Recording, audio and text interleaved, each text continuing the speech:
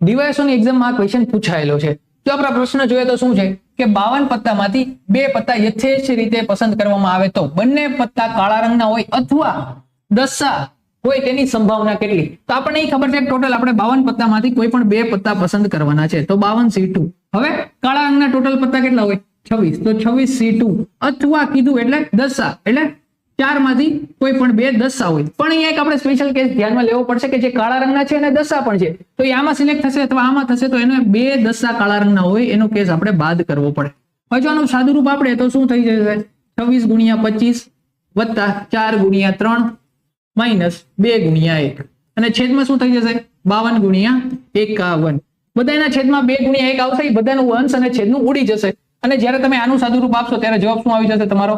55/221. એટલે જવાબ બની જશે આપણો ઓપ્શન બી. ઓકે.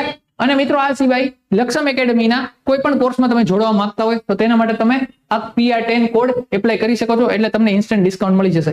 આ જ પ્રકારની ઇન્ટરેસ્ટિંગ સોર્સ માટે આજે સબસ્ક્રાઇબ કરી લો લક્ષમ એકેડમીની YouTube ચેનલ.